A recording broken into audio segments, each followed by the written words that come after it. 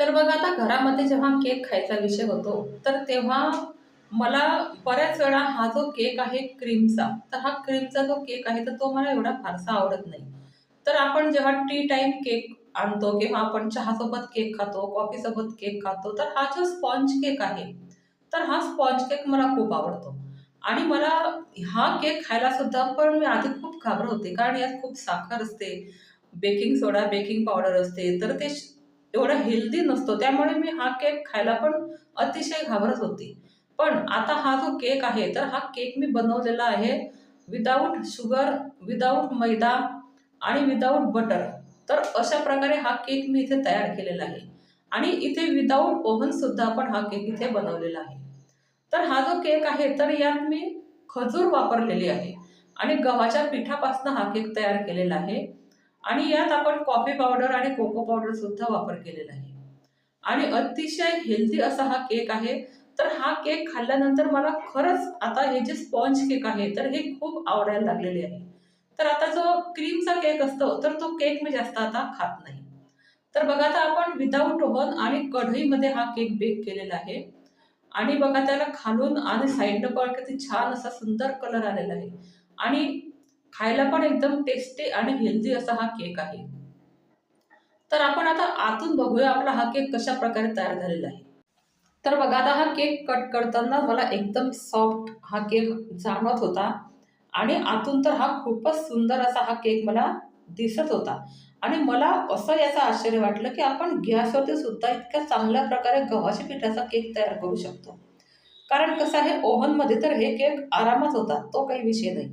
पण गॅसवरती हा केक इतक्या सुंदर तयार होतो, याचं मला खूप आश्चर्य वाटलं. तर ज्यांच्याकडे ओव्हन नाही, तर ते बऱ्याच वेळा म्हणतात, की "ताई आमच्याकडे ओव्हन नाही, मग केक हा कसा तयार होईल?" तर बघा आता ही जी व्हिडिओ आहे, तर मी विदाऊट ओव्हन म्हणून हा केक इथे तयार केलेला आहे. आणि बघा किती छान जाळी पण आलेली आहे आणि आतून सुद्धा खूप छान प्रकारे असा हा केक इथे बेक झालेला आहे. तर तुमच्याकडे ओव्हन जरी नसेल, तरी सुद्धा तुम्ही हे केक अतिशय चांगल्या प्रकारे तयार करू शकता.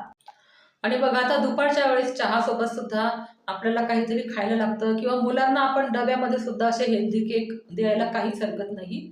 तर आता ही व्हिडिओ जी आहे, तर ही तुम्ही शेवटपर्यंत जर बघितली, तर तुम्हाला कळेल की आपला हा केक कशाप्रकारे इथे तयार झालेला आहे. तर आता इथे घ्यायचं आहे आपल्याला खजूर. तर ही खजूर जी आहे ती 1 कप आहे, म्हणजे ही 180 ग्रॅम आहे.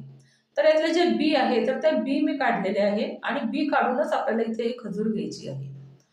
तर ही खजूर सॉफ्ट असते, पण आपण यात जर दूध टाकलं, गरम दूध, तर अजून ही सॉफ्ट तयार होते. तर आता इथे घ्यायचं आहे आपल्याला 1.5 कप गरम दूध. तर बघा गार दूध घेऊ नका. गरम दूध जर घेतलं, तर आपली ही जी खजूर आहे, तर ही खूप छान अशी मऊ होते. तर आता हे 1.5 कप दूध घेतल्यानंतर आपल्याला हे खजूर आणि हे जे दूध आहे, तर हे आपल्याला 1 तासासाठी इथे आपल्याला झाकून ठेवायचं आहे. म्हणजे आपली ही जी खजूर आहे, तर ही छान या दुधामध्ये मिक्स होईल आणि आपलं हे जे मिश्रण आहे, तर ते खूप छान असं तयार होईल. तर आता बघा आता इथे झालेलं आहे आपल्याला 1 तास. आणि 1 तासानंतर बघा आपली ही जी खजूर आहे, तर ही छान अशी मुरलेली आहे. तर अशा प्रकारे आपली ही खजूर इथे मुरायला पाहिजे. तर बघा आता ही खजूर नरम झाली तरच ही छान अशी पेस्ट इथे तयार होणार आहे. आणि बघा आता आपण हेल्दी केक तयार करतो आहे, म्हणून आपण इथे दूध वापरायचं. तुम्हाला कोणाला जर दूध आवडत नसेल, तर तुम्ही गरम पाणी इथे वापरू शकता. पण त्या केकची जी टेस्ट आहे, तर ती एवढी चांगली लागणार नाही. म्हणून ही जी खजूर आहे, तर ही दुधामध्येच तुम्ही हिला अशी भिजवून अशी मऊ करा. तर आता एका मिक्सरच्या जारमध्ये टाकून आपल्याला छान अशी बारीक पेस्ट तयार करायची आहे. तर बघा आता ही अशा प्रकारे इथे ही जी पेस्ट आहे, तर ही पेस्ट मी तयार केलेली आहे. तर यात आपले हे खजूरचे काही तुकडे जर राहिले असेल, तर एका चाळणीत ते गाळून घ्यायचे आणि मग जी पेस्ट आहे, ती पेस्ट आपली तयार करायची. तर बघा आता इथे मी एक चाळणी ठेवलेली आहे आणि 1 कप गव्हाचं पीठ घेतलेलं आहे आणि 2 टेबलस्पून कोको पावडर घेतलेली आहे, पण ती व्हिडिओ माझ्याकडनं स्किप झालेली आहे. तर 2 टेबलस्पून कोको पावडर घ्यायची आहे आणि 1 टीस्पून बेकिंग पावडर घ्यायची आहे आपल्याला. हाफ टीस्पून बेकिंग सोडा घ्यायचा आहे आणि हाफ टीस्पून आपल्याला इथे कॉफी पावडर सुद्धा घ्यायची आहे.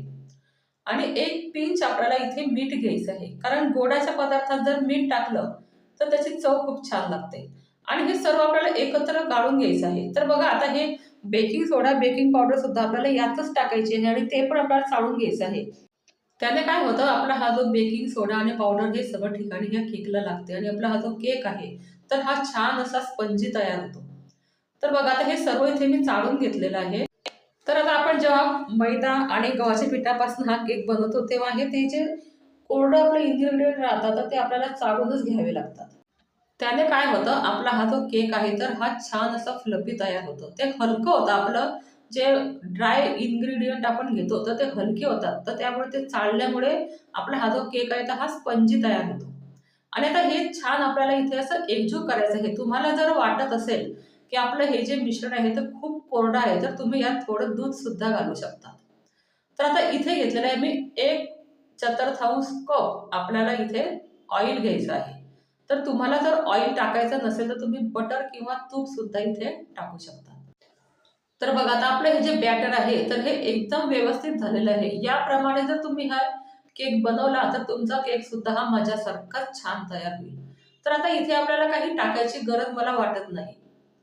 तर असं आहे, कोणकोणत्या गव्हाच्या पिठाला कमी जास्त हे प्रमाण वापरू शकतं दुधाचं किंवा पाण्याचं. तर आता इथे घ्यायचं आहे आपल्याला 6 इंचाचा केक टीन. तर त्या केक टीनला छान आपल्याला खाली असं ऑइल लावायचं आहे आणि वरती आपल्याला एक बटर पेपर ठेवायचा आहे. म्हणजे आपला हा जो केक आहे तर हा खाली लागणार नाही. कारण काय होतं, ऑइल लावल्यानंतर आपण जर बटर पेपर नाही ठेवला तर आपला हा केक खालच्या साईडने जळतो. आणि मग आपला हा जो केक आहे याची चव एवढी चांगली लागत नाही. म्हणून आपल्याला खाली ते बटर किंवा मैदा टाकायचा. तुमच्याकडे जर बटर नसेल तर मैदा टाकला तरी चालेल. तर आता हे छान आपल्याला बटर पेपर लावल्यानंतर यात आपल्याला हे जे मिश्रण आहे, तर हे पूर्ण यात टाकायचं आहे. तर बघा याचं हे जे कन्सिस्टन्सी तुम्ही बघता हे बॅटरची, तर हे अशीच पाहिजे. हे जर तुम्ही जास्त पातळ केलं, तर तुमचा हा जो केक आहे, तर हा छान असा बेक होणार नाही. तर आता हे छान मी इथे टाकून घेतलेलं आहे आणि याच्यावरती आता मला टाकायचे आहे व्हाईट चोको चिप्स. तर बघा तुम्ही इथे व्हाईट चोको चिप्स टाकू शकता, डार्क चोको चिप्स टाकू शकतात किंवा ड्राय फ्रुट्स टाकू शकतात. तुमच्या आवडीप्रमाणे तुम्ही इथे काहीही टाकलं तरी काही हरकत नाही. तर आता हे टाकल्यानंतर आपल्याला थोडं हे जे केक टीन आहे, तर हा टॅप करायचा आहे. तर आता टॅप केल्यानंतर आता इथे जी कढई आहे, तर ही सुद्धा छान अशी प्रीहीट केलेली आहे. मी 15 मिनिटासाठी ही कढई प्रीहीट केलेली आहे. आणि आता याच्यावरती आपल्याला हा जो केक बेक करायला ठेवायचा आहे, तर तो 45 मिनिटासाठी आपल्याला हा केक इथे बेक करायचा आहे. 45 मिनिटानंतर आपला हा केक अजिबात पाहायचा नाही. मध्ये जर तुम्ही केक उघडून बघितला, तर आपला जो मध्ये जो केक फुलत असतो, तर त्याचे ते फुलण्याची जी क्रिया असते, तर ती कमी होते. त्यामुळे मध्ये अजिबात केक उघडून पाहायचा नाही. तर बघा आता 45 मिनिटानंतर आपला हा केक छान असा वरती आलेला आहे आणि टूथपिक टाकल्यानंतर सुद्धा आपली ही टूथपिक जी आहे, तर ती क्लिअर आलेली आहे. म्हणजे आपला हा जो केक आहे, तर हा छान बेक झालेला आहे. तर आता हे केकला आपण खाली उतरवू आणि नंतर मग गार झाल्यानंतर आपण हा केक कट करायला घेऊ. तर बघा आता आपला हा गाढ झालेला केक आहे. अतिशय छान त्याला जाळी आलेली आहे. एकदम सुंदर केक तयार झालेला आहे. हेल्दी केक आहे. मुलांच्या डब्यासाठी तुम्ही बऱ्याच वेळा हा केक त्यांना नाश्त्याला देऊ शकतात. कारण खजूर वापरलेली आहे, साखर नाही आहे, मैदा नाही आहे, गव्हाचं पीठ वापरलेलं आहे. त्यामुळे आपला हा जो केक आहे तो हेल्दी झालेला आहे. तर मुलाच्या डब्याला तुम्ही नक्की द्या आणि अशा नवीन-नवीन व्हिडिओ पाहण्यासाठी माझ्या चॅनलला नेहमी व्हिजिट देत राहा.